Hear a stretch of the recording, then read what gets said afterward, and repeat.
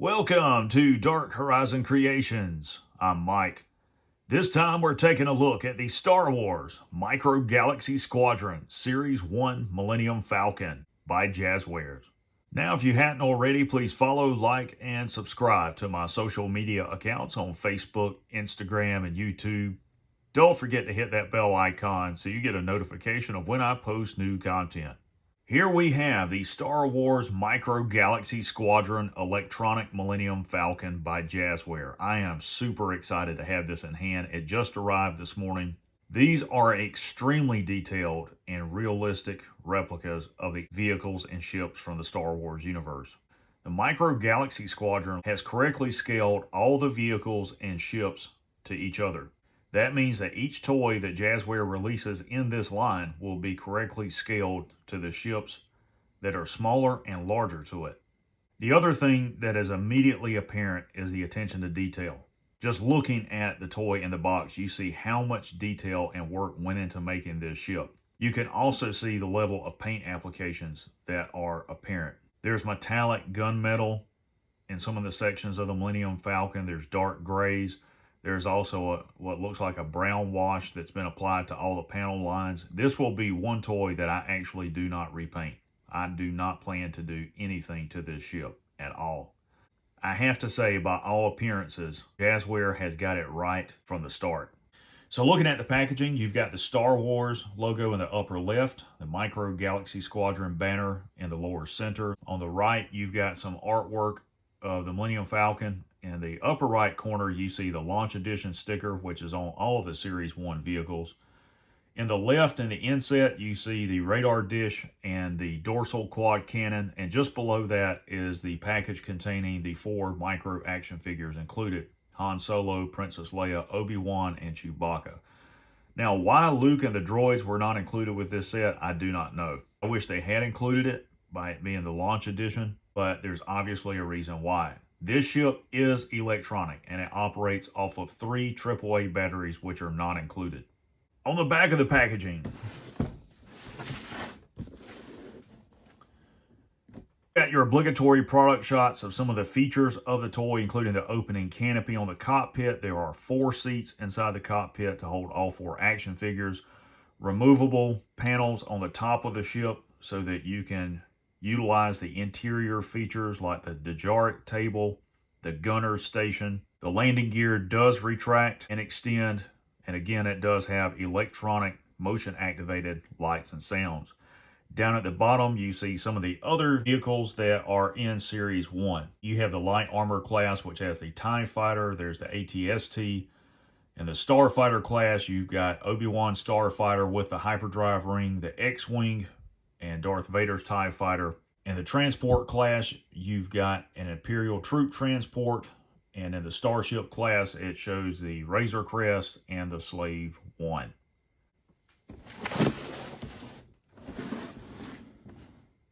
Okay, so here is the Star Wars Micro Galaxy Squadron Millennium Falcon, fully assembled outside of the packaging. Now, before we begin the actual review, I want to talk about a couple of things included in the packaging. First and foremost, you have your instruction sheet, and it is a single sheet that unfolds. The top outlines what is included: the toy, the gun, the radar dish, and the included micro figures. Down at the bottom, it details the type and installation of the batteries and the location of the battery compartment. I'll point that out once we begin the review. On the back, the upper left, it details the activation and use of the electronic lights and sounds, including the motion controlled activation as well as the push button activated features. Over on this side, it outlines how to open the canopy on the cockpit and insert the 4 action figures, how to attach the radar dish and the quad cannon, as well as how to remove the gun turret from the actual ship and insert an action figure for play.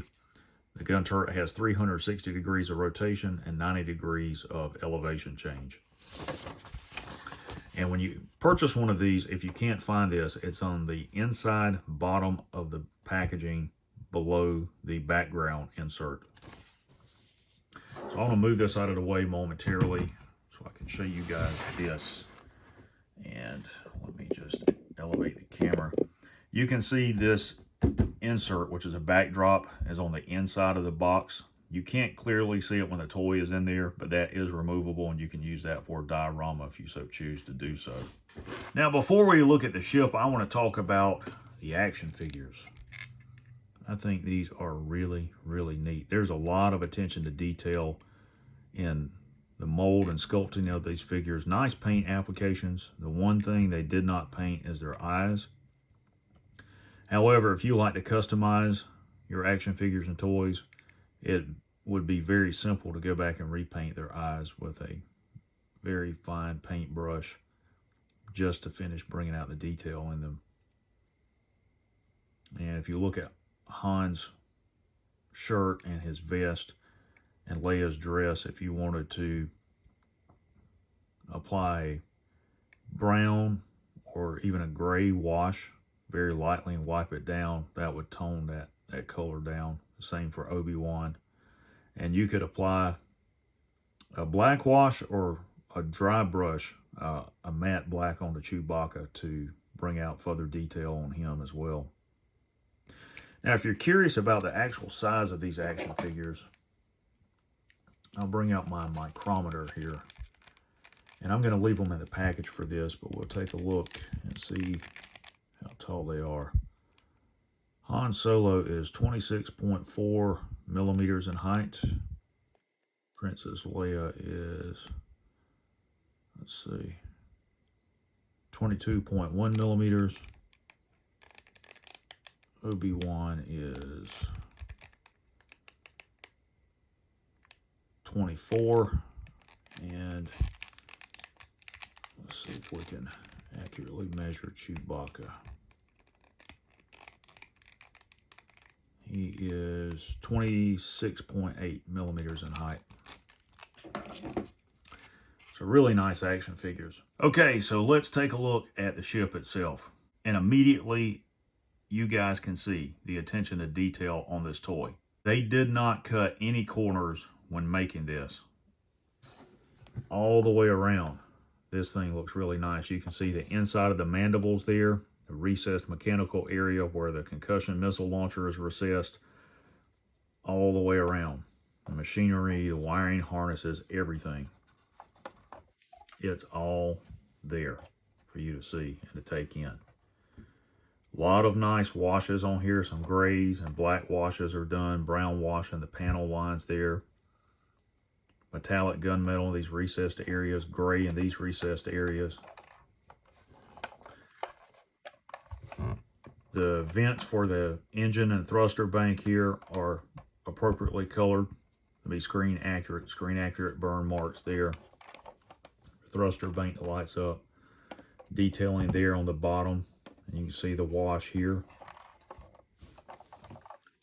All the way around, this is a nice looking toy. You guys can see that. Now let's talk about some of the features. I want to talk about the cockpit first, and you guys can see the washes and things here. Maybe even some dry brushing that they've done. The cockpit canopy opens. You can see the detailing there on the interior. You can see the seats inside the cockpit. Let me turn around like this so you guys can get a better look. You can see the control yokes, the sliders for the hyperdrive are in there. The deck plate is dirty. Really, really nicely done. The radar dish does not move. It's fixed in place because that's a hexagonal port that it's locked into. Your gun turret will rotate 360 degrees. It has 90 degrees of elevation. And let me show you guys this. Let me get it in the appropriate position, because it will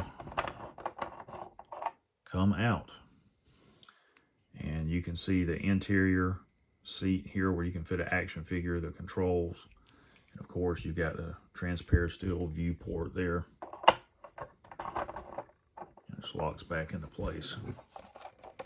Underneath here, you've got the ramp, which is closed with 2 friction tabs on either side. You got your struts there.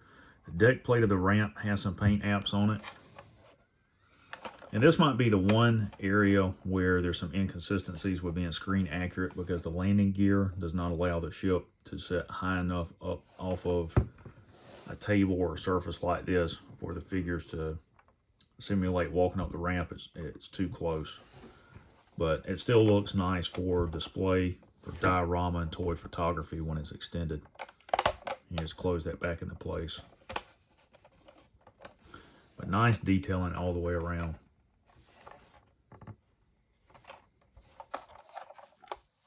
It's just really nice.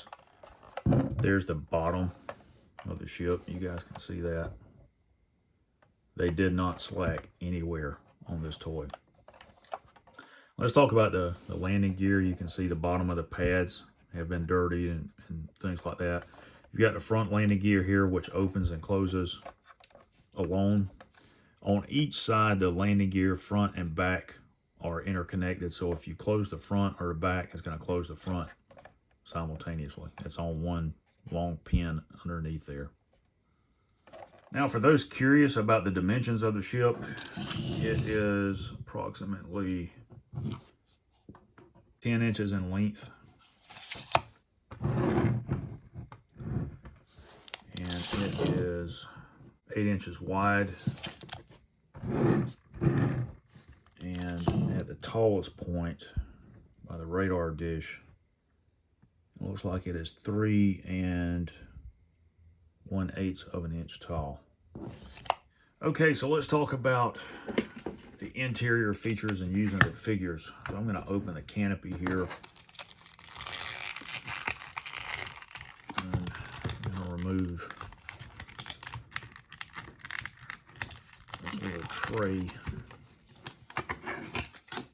Protect the tray that they're on. I'm going to pop the figures out.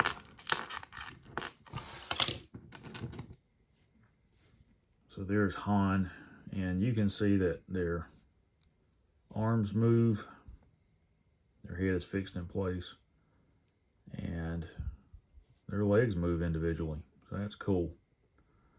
So if you want to place him in the commander's seat, and we'll put Chewie over here, co-pilot position.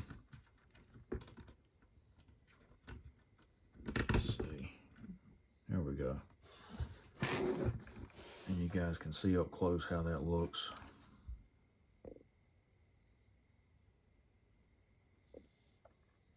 And we'll just close the canopy down, and they're in there. Let's talk about the back. This entire panel pops off.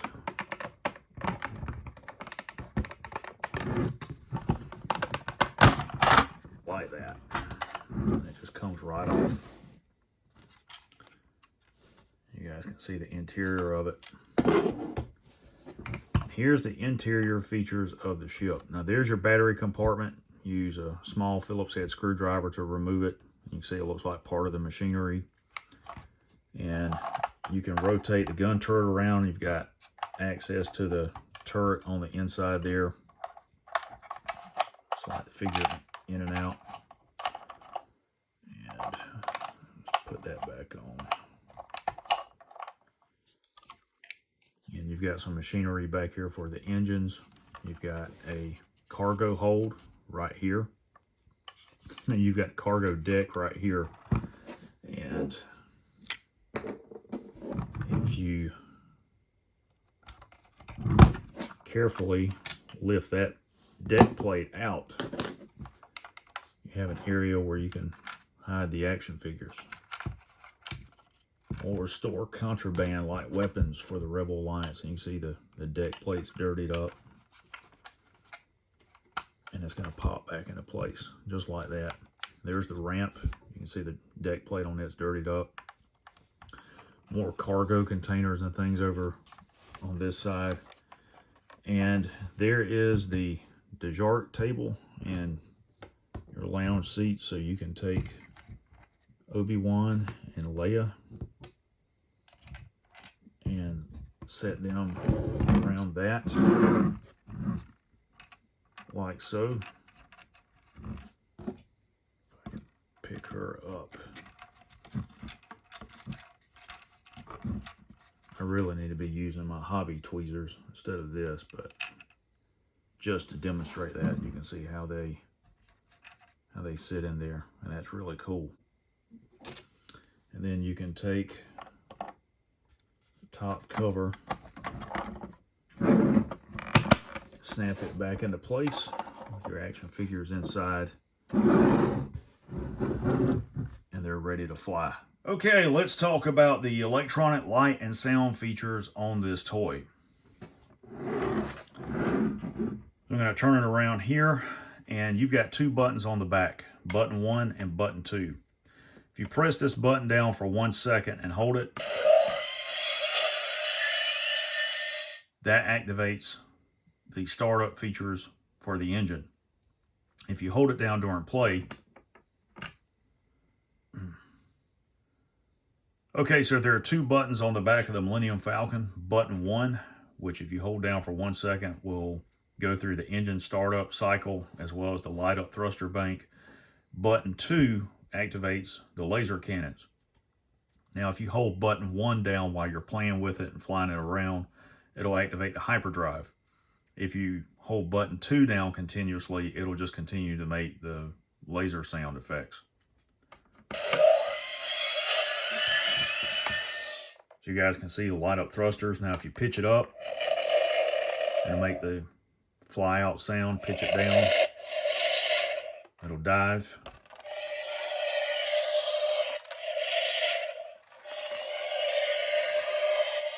So it changes the sound effect as you move the ship. It'll even make a different sound when you roll it.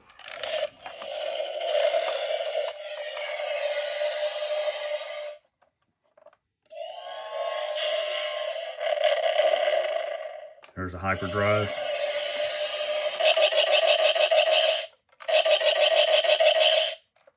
So there's your light and sound effects. Overall, this is a really nice collectible and toy. Jazwares has done a phenomenal job with this ship.